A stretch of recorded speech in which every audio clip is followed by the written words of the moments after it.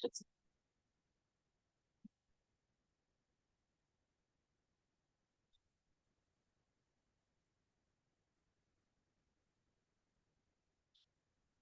evening, everyone. Thank you so much for joining us.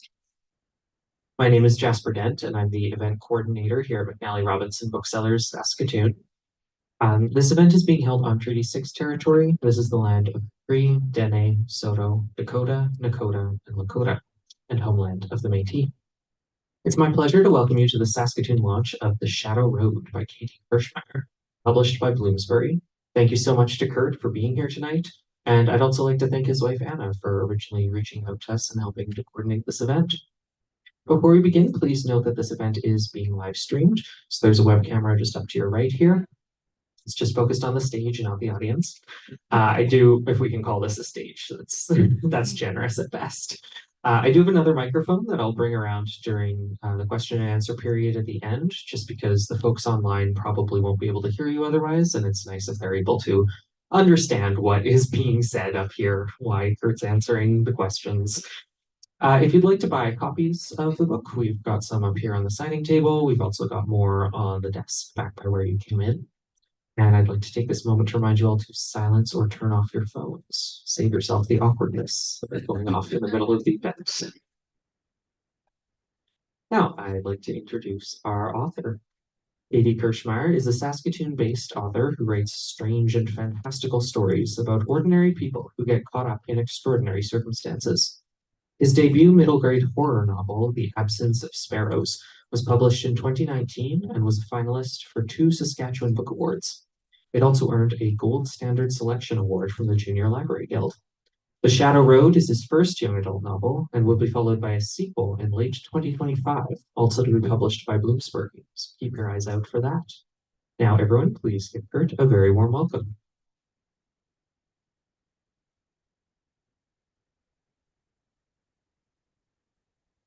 Thank you, Jasper, and thank you, McNally Robinson, for hosting this event. And of course, thank you to my publisher, Bloomsbury, for giving this book a chance. I'm here today to launch The Shadow Road. I'm going to start with a very brief talk, and then I'll be doing a reading and a signing. As most of you already knew, this is my second book. But unlike my first one, this one is young adult rather than middle grade. Both books, however, sorry, I'm extremely nervous. Both books, however, feature apocalyptic storylines, as do many of my short stories and a few of my unpublished novels. I guess you could say I'm a sucker for the end of the world. One of the things I love most about apocalyptic books is the way they wipe the slate clean and set the stage for a reboot, offering humanity, assuming it survives, the opportunity to start again with the gift of hindsight. And although these types of books can often be bleak and depressing and tend to highlight the darkest aspects of human nature, our most selfish and opportunistic sides, I didn't want to lean too hard in that direction with The Shadow Road. There's still plenty of darkness to be found in this world and within these pages, but the overarching theme is one of hope, with the current of resilient optimism running through it. The tone is sort of stubbornly upbeat. There's also plenty of action and lots of twists and turns, with a little magic and just a touch of romance. The story follows 2 unlikely heroes, Thomas and Cassie, on intersecting journeys across a modern-day landscape ravaged by dragon-like monsters known as the Blitz. The book is heavily influenced by mythology, and the chapters alternate between viewpoints, with Thomas being sort of a timid dreamer and Cassie more an outspoken daredevil. They have to fight for survival and find their own way through this strange new world.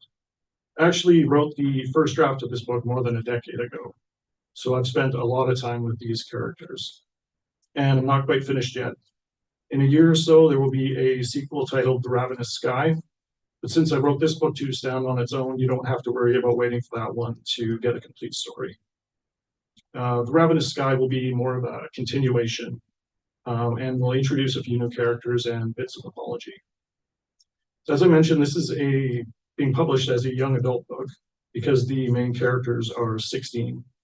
but there are important supporting characters that are both younger as well as older. So it's really a book for all ages. And with that being said, I'm going to get to my reading. I'm going to be reading the whole first chapter, assuming my nerves allow me to get that far, and about half of the second chapter as well. That way you get to meet not only Thomas, but also Cassie.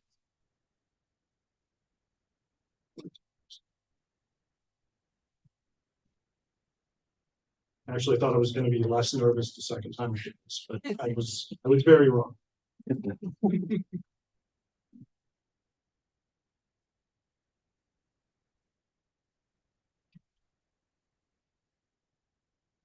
Part 1. Oh, the Bone Shepherds. My sign was propped up and ready on the trailer's flat roof. Its 3 letters painted in hairspray to make them flammable, invisible to any cars heading west along the old highway at the edge of town. I wasn't worried about cars heading east, because there weren't any. Just pause to go to my glasses.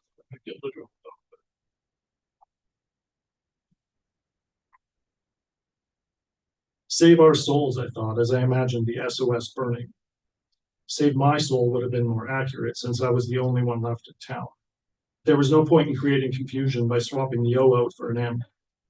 The next car that passed might be the last, and I couldn't risk blowing my chances of hitching a ride, even if it meant facing the danger of being outside and up on my roof. I scanned the night sky again for dark silhouettes, and listened for the telltale hum that was often the only warning a person might get before a flash of teeth and the stench of hot breath. The big prairie sky was clear and bursting with stars, though, and aside from a lone coyote howling off in the distance, all was silent.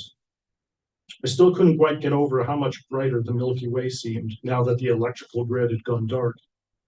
Yet despite all that thermonuclear heat and cosmic radiance, I knew the universe was mostly cold and empty. A wasteland of ancient rocks and floating ice, with galaxies drifting further and further apart as they fizzled and died. Maybe my dad had been right. Maybe darkness really was inevitable. Here's just as good as the next place, son. Ain't no point in running. I lowered my eyes to the highway across the field and settled in for another long night with only my thoughts for company. Questions about where my neighbors were now began to resurface. Had they made it as far as the coast? Were they safe there? A lump formed in my throat as my mind replayed scenes of rusty old truck beds packed with luggage and grim-faced survivors, the air thick with visible fumes and the stink of gas. I should have gone with them when I still had the chance, but instead I'd stayed, hoping I could change my dad's mind, just as I imagined my mom would have wanted, if only I'd known. I sighed and shivered in the cool night air. For the first time in more than 5 months, I could see my breath. Soon the leaves on our oak tree would yellow and fall, blankety grass that hadn't been cut since back in the spring. I remembered how my dad used to mow it with his shirt off when I was a kid, a beer in one hand and a cigar in the other, my mom watching from inside the house, shaking her head but smiling ever so slightly. The memory almost seemed stolen, a snapshot from a life I no longer recognized as my own. I blew on my hands and rubbed them together, and scanned around a second time, my rusty lawn chair groaning beneath me. It didn't matter that I hadn't seen a blitz in almost a month now. I knew the monsters were out there, chasing storms and riding thermals on dragon-like wings, methodically blacking out cities and plunging us all back into the dark ages. My SOS sign was a new plan, and one I hoped would work better than my last, which had been simply to barricade the highway, forcing approaching cars to stop. It hadn't occurred to me that a barricade might look like an ambush, and that wary drivers would keep their distance. I'd watched two do exactly that, with both cars slowing before pulling U-turns and squealing off, getting the hell out of Dodge, as my dad might have said. My dad got the hell out too, in his own sort of cowardly way. I tried not to think about that right now as I sat and waited. The problem wasn't that there were so few people left in the East. It was also the shortage of functioning vehicles. A blitz swooping down from the heavens had the same effect as an electromagnetic pulse going off. Modern cars with all their computers and electronic parts didn't stand a chance.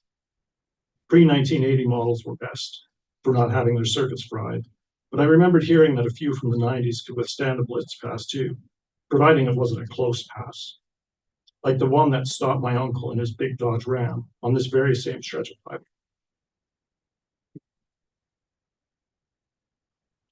My dad saw the whole gruesome episode from beyond our back gate, staring across the field while the dragon-like menace clawed open the trunk and plucked out my uncle like a sweet butter pickle from a jar, his scream of terror mixing with the belated wail of our town's old air raid siren.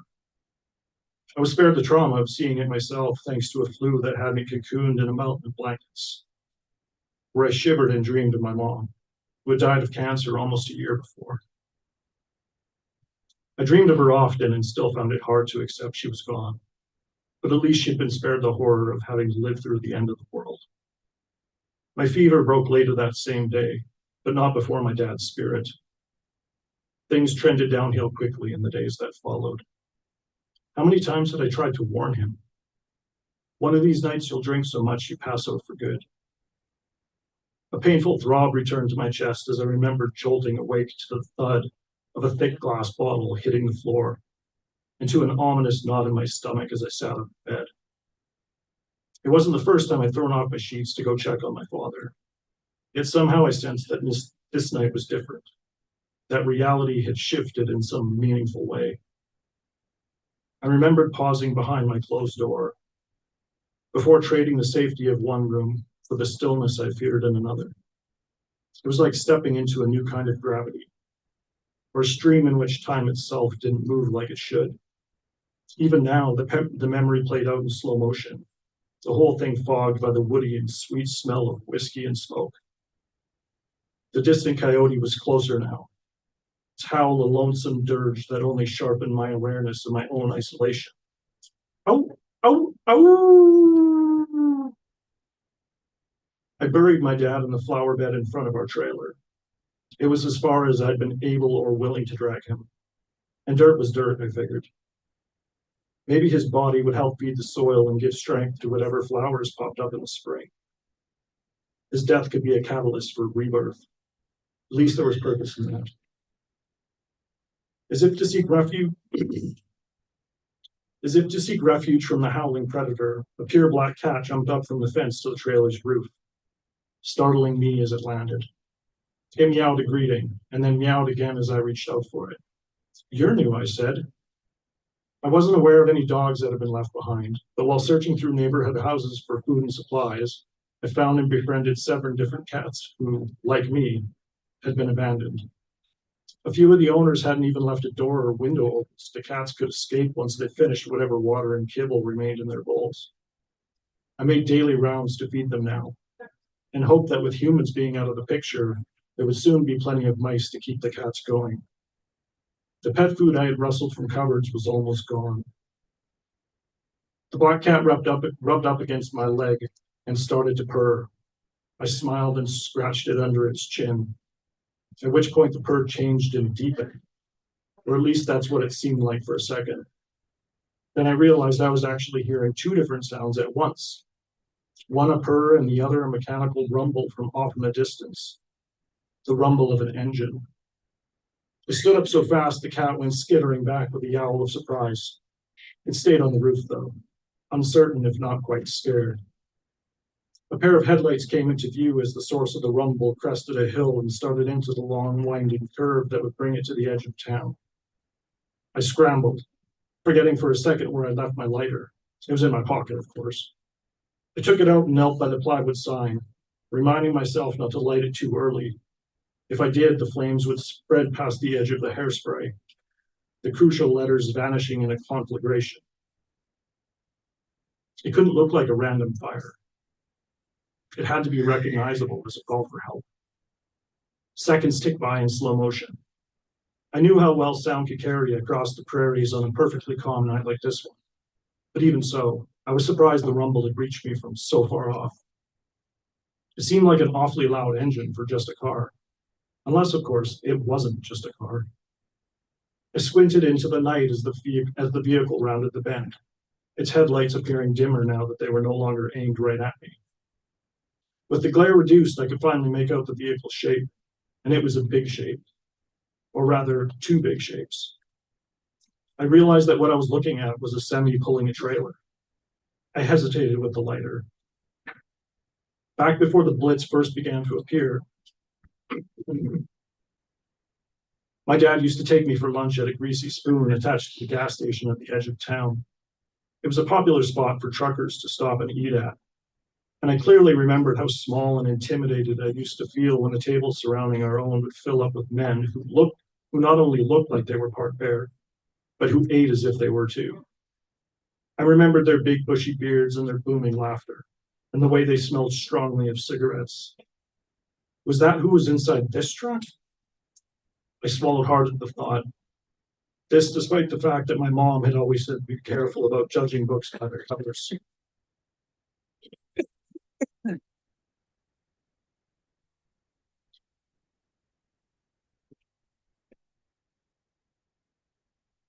My heart pounded as the truck got closer. I had imagined my moment of rescue 100 times over, and it was always the same. A wholesome-looking family in one of those old wood-paneled station wagons. The dad would have thick rimmed glasses, and the mom would be wearing a sundress. The two young children, a boy and a sister, would be riding along as if on their way to a county fair rather than some theoretical safe zone on the coast. Try as I might, I couldn't reconcile that vision with reality. I couldn't picture myself riding shotgun next to a bear. But what if I waited and my wood-paneled station wagon never came? I would slowly run out of food until I was forced to leave town on foot. That or a blitz would find me first. The one that got my uncle and spurred our town's exodus west had been hunting alone. But the larger horde could arrive any day now. Was it worth it to waste a real opportunity for a silly bit of wishful thinking? No, I decided, it wasn't. I thumbed the small metal wheel and watched as the lighter sparked but failed to light. I thumbed it again and the same thing happened. My eyes darted back to the truck as a growing panic tightened my chest. Come on, you piece of shit. I gave the lighter a shake and kept trying. Spark, spark, spark. I was just about to scream when it finally took. The SOS going up with a whoosh that sent the already wary black cat off and running. Down to the fence below. Down to the fence below and into the darkness. Howling coyotes be damned. The rumble from the big rig changed as the driver slowed and began to downshift through the gears. I whooped with triumph in the firelight. I didn't wait to see if the truck would stop completely. Instead, I launched myself across the roof and down the ladder, taking the rungs as fast as I dared before hitting the ground and rushing through the gate to the field beyond.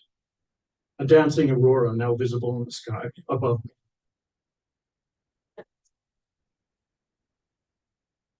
Chapter 2, Cassie.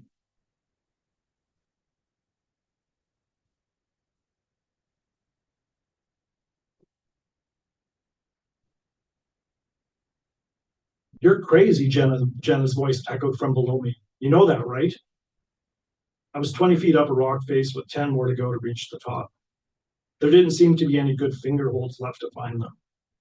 Shh, I replied with annoyance. I needed to concentrate, and had actually come here to be alone.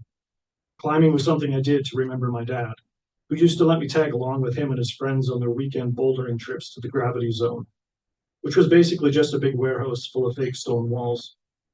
My older sister, Rachel, said it was reckless to keep up the hockey out here in the wild, and I guess since I didn't use rope, she probably had a point. Yeah, said Corbett mockingly. Shh.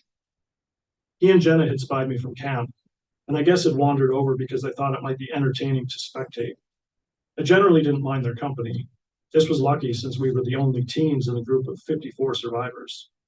But if I had known I would soon have an audience, I never would have started the climb in the first place. Even as they both fell silent, I could still feel their eyes on me, like four little tractor beams gently tugging. I continued to sweep the rock face in search of a promising lip or a wide enough fissure to wedge my hand in. There was nothing. The crag's upper surface was irritatingly smooth. Are you stuck? Corbett finally asked me. If I could have found a loose rock to beam him with, I gladly would have thrown it. I could go get your sister, he went on, no doubt smirking at the thought of me getting a lecture while trying to descend, which I almost certainly would. Seriously though, said Jenna. Can you get down? Maybe I should have told her the only thing stopping me was the fact that they wouldn't shut up. But instead, I just sighed and tried to relocate my previous hold. When I successfully lowered myself several inches, Jenna clapped. Bring it now. I gave my head the subtlest shake and reached for my next hold, only to pause at a sound from the opposite side of the camp. It started off as a low nasal whine and quickly intensified into a wail that pulled my heart up into my throat. It was the hand crank siren we used to warn of attack. Shit, said Corbett as dread bloomed like hoarfrost inside me. Don't panic, I immediately cautioned myself while scanning the sky above. Panic was a climber's worst enemy, or at least that's what my dad used to say whenever I froze halfway through an ascent.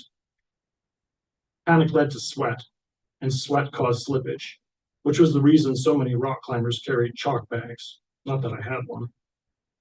Where is it? Cried Jenna. I don't see anything. Maybe it was a false alarm. Maybe whoever was mining the crank was simply jumping at shadows, though my thundering heart didn't believe it. Shouts of terror.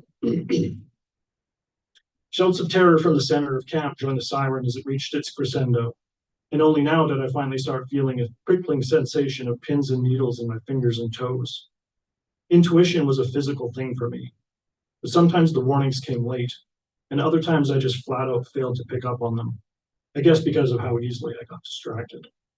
Rachel, I thought as a shadow passed overhead, plunging the entire rock face I was clinging to into shadow. Corbett ran yelling into the woods while Jenna shrieked at me to hurry up and climb down, as if that golden nugget of an idea might not have occurred to me sans prompting. The alternative was to let myself drop and almost certainly break a leg. Jenna didn't wait for me to make up my mind, though. A second later, she was gone too, even as the first shouts of panic and fear turned to ear-splitting screams. I swore as my fingers slipped and my stomach plunged like a diver in free fall. My F-bomb echoed by the heavy thwap of wing beats and a high-voltage hum, along with a heart-stopping roar and a hollow snap of aluminum tent poles breaking. There were dozens of tents scattered around our camp, some of them certainly full despite the early evening hour. All I could do was pray that my sister wasn't napping. But at least those down below had but at least those down on the ground had a chance to run. The sudden smell of ozone and the blast of wind it came in on effectively welded me to the rock face. I closed my eyes and hugged the stone for dear life, its surface rough against my cheek. If only my clothes were gray to match my surroundings, maybe the blitz wouldn't see me, wouldn't pop me up off the crag like frying an oyster away from its shell. Or maybe if I held my breath and stayed perfectly still, my camouflage jacket and my army green pants would simply look like a big patch of lichen growing on stone, and never mind my bright red Irish hair. Cassie, my sister whisper yelled from below. The sound of her voice snapped me back to reality and, perhaps more importantly, sent a fresh burst of strength to my quivering muscles. Thank God she was okay. She was the only true family I had left. I found my next 5 holds in quick succession before finally dropping. My knees bent to cushion the landing. I hadn't even straightened up yet when a heavy backpack was roughly thrust into my midsection. I let out an audible oof as Rachel cursed at me and gave me a push toward the tree line. So much for your stupid intuition, she whispered fiercely, her hair looking wild and wiry from a static charge in the air. I started to go, but then stopped myself. Bones, I said, we have to find him. Bones was the unofficial leader of our camp, and someone who had become like an uncle to Rachel and me over the course of the last few weeks. I felt sick at the thought of him. I felt sick at the thought of him getting crushed inside his tent along with the small collection of mysterious skeletons that had earned him his nickname. Rachel grabbed me by one of my pack straps and literally spun me as I tried to go back. The blitz, a thrashing mountain of shiny scales and spiky protrusions less than 40 feet away. My legs went weak at the sight of it. This was the closest I had ever been to one, and it really did feel like being in the shadow of a dragon. That's where I was.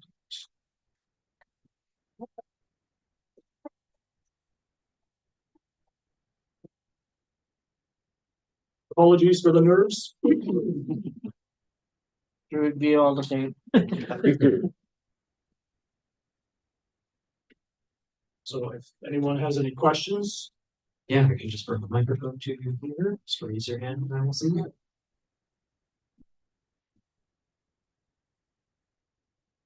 bet you're, bet you're glad that's over. It would probably be the first question. Hey Kurt, are the blitzes inspired by any specific culture and mythology? Well, dragons. Yeah. Like Asia or Europe? Yeah.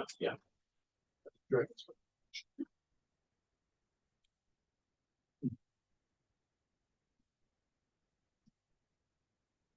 I actually have a question.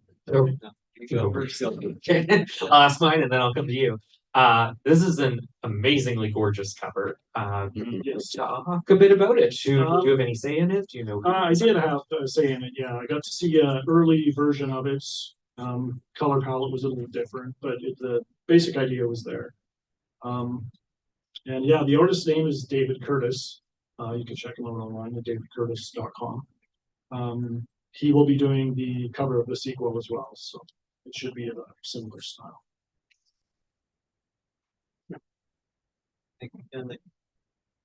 Kate, easy one for you, curious. I wanted to ask just how you feel like you've developed as a writer since Absence of Sparrows.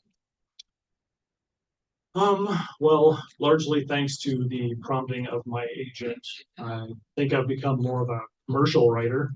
I tend to lean towards literary writing by nature, but that doesn't always pay off when you go on submission to publishers.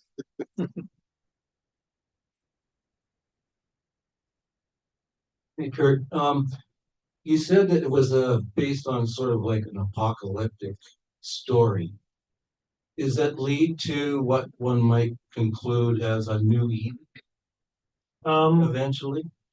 That's kind of that's kind of always the idea for me when I'm writing something apocalyptic, is that, like I said earlier, is being able to start over with the gift of hindsight. Yeah. And then it gives you a chance to create a more, yeah.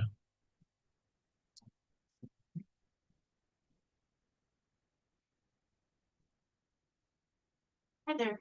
So you said the main character is about 16 years old, and I actually follow you on Twitter, and I seen you write about how this is sort of geared to a younger YA audience, and I just wondered if you could talk about that. Yeah, it was.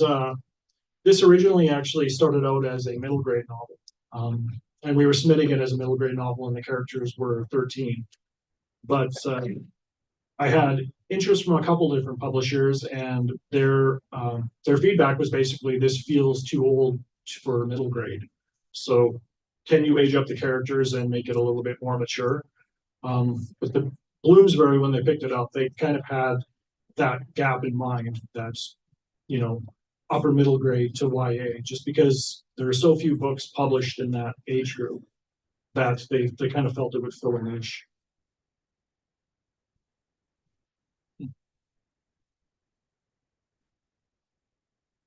Hi, I was just wondering, how did you originally come up with the idea for this book? Well, it's tricky for me to say that without giving a plot point away. But it was based on an image that came to my mind one day while I was driving. I had something pass me in the opposite lane, and I had like a flash of a vision. And once you understand what the semi-truck is carrying on its flatbed, then you'll have a sense of what that vision might have been.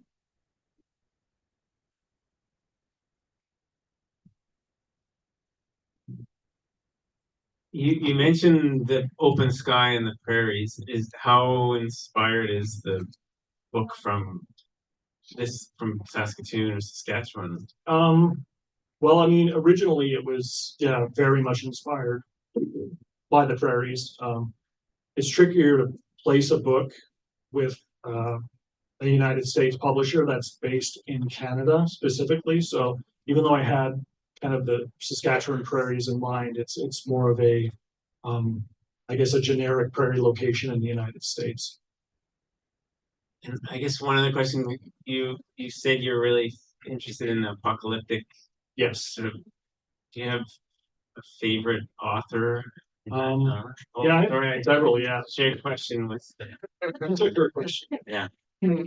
Well, one of my answers would be one of her favorite books, actually, Swan Song by Robert McCallum. And then it would be The Stand by Stephen King, and particularly for this one, The Road by Cormac McCarthy.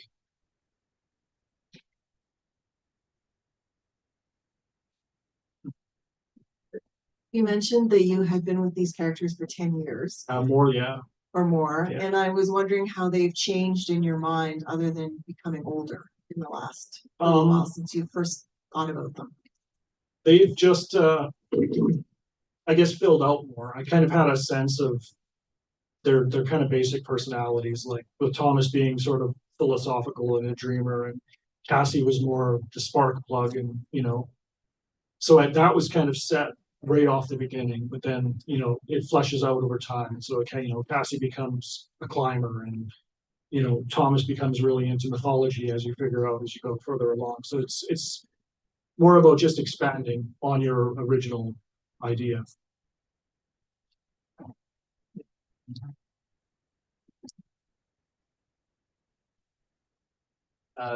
Following up on that mythology thing, there's so much in here. Can you tell me about the research that went into this? Like everything I assume is based in fact, right? Yes, all the mythology is based on in fact, but I wanted to keep some of it fairly obscure, just because there's certain mythology. I mean, dragons is obviously not obscure, but like some of the ones that appear along the way will be probably mythologies that many of you have not ever heard. But it's all based on real culture. Drawn from internet research? Yeah, just drawn from a lot of internet research. Yeah. I see if I remember correctly, your first book was published under Kirchmeier, but I see you transformed into J.D. Kirchmeier. Yes. Reasoning behind that? There's several reasons. I mean, part of it was switching from middle grade to YA, and part of it was just I kind of felt like my first book was for me. I feel like I wrote it for me, and I felt like this one was written more for readers than for myself. And so I kind of just wanted to like almost do a reset. Still call you Kurt though.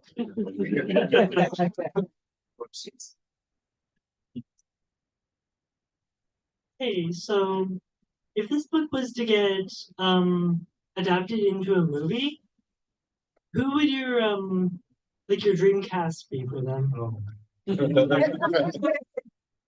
Yeah, that's a really mostly because I don't really know any actors probably younger than 25 by name.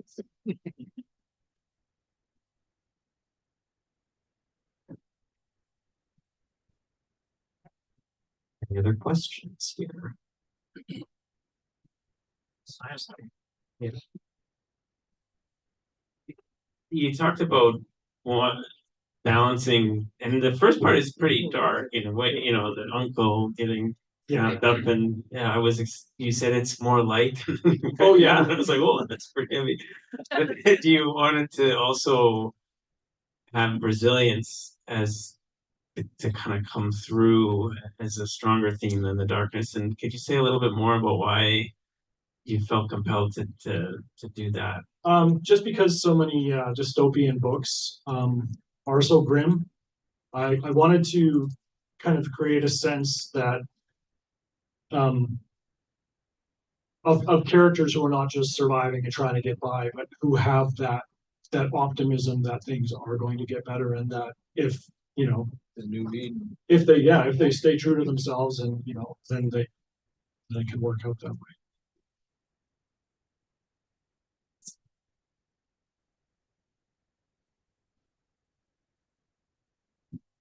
Just slowly eye up everyone here, see if anyone has a final question. Moving back to the front. Last chance. Okay, do you want to move into the Yes. portion then? All right, thank you so much for coming tonight, everyone. Now come get your books signed.